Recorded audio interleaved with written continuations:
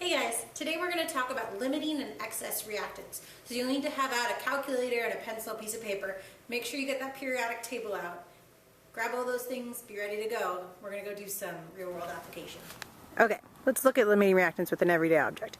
If I have 8 car bodies and 28 tires, how many cars can I make? First, we need to look at the equation. For every 1 car that we make, we need 1 car body and 4 tires. Easy enough. So, if I put in 8 car bodies, I could make 8 cars. But if I put it in 28 tires, I can only make 7 cars. So, our tires would be our limiting reactant in this problem. We're going to run out of tires before we run out of car bodies. So in that problem, our tires were our limiting reactant.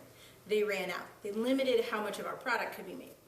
In our explanation with the cars that we did outside, our excess reactant is what's left over.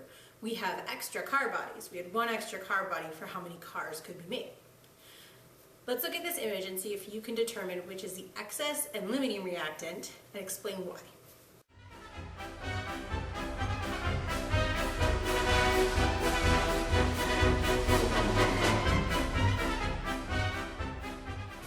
Alright, so if we look at our reaction beforehand, we have our white particles and our black particles.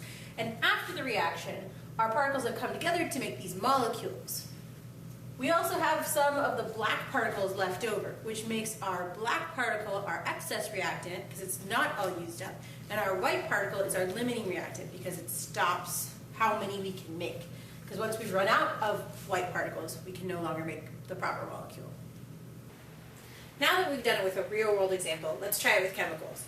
If I put in 4.52 moles of sodium into 10 moles of water, how much hydrogen gas will I produce? First things first, we need to write a balanced equation. We get this for our balanced reaction? Good. So now we're going to use stoichiometry, and we're trying to figure out which is our limiting reactant. So we do one calculation. We have 10 moles of water coming in, which will produce 5 moles of hydrogen gas.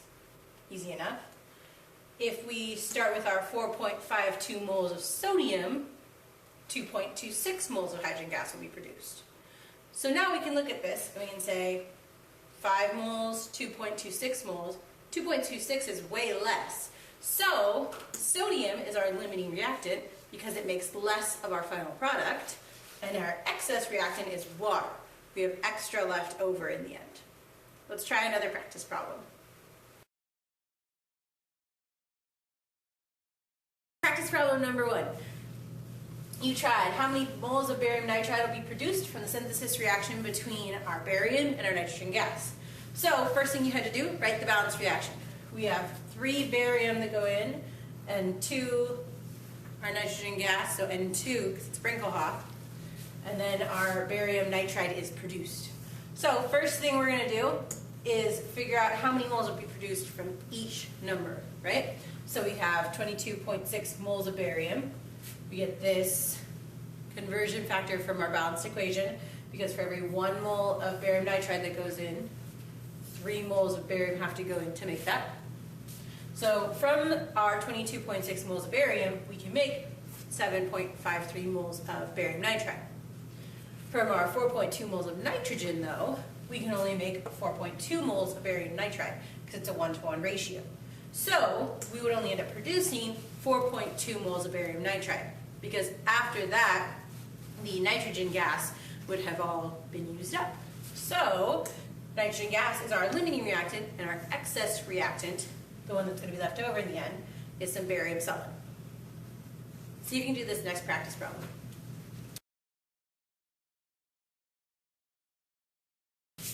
Alright, practice problem number 2. Got a little harder because we started with grams and we went to grams at the end. But we can do that because we can do moles, right?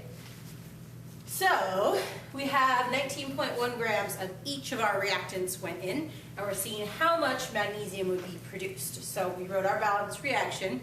It's a 1-to-1 to 1-to-1 ratio, so everything balances itself out.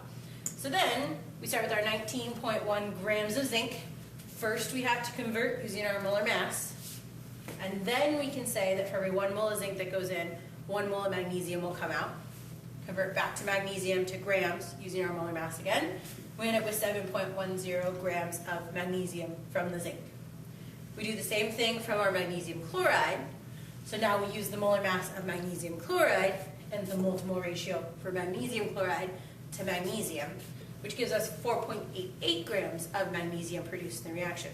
So because the magnesium chloride will produce less, we could only make 4.88 grams of magnesium because our magnesium chloride will run out, which makes our magnesium chloride our limiting reactant and our zinc is now our excess reactant. All right, so we've learned about limiting and excess reactants. Remember, our limiting reactant is a reactant that's going to be used up in the reaction. It limits how much of our product can be made. And our excess reactant will be left over at the end. So your homework now is to go to the link just below this and take that assessment again, just like we did last time. Your password this week is tires. Make sure you put an S on the end, otherwise it'll kick you out. You have until Thursday at 11:59 p.m., so make sure to get in and do that before then. If you're unclear on what we talked about today, it's sections 9.6 to 9.7 in your book, so you can read in there. You can come see me before school, but make sure you take care of that before coming to class on Friday. All right? See you then.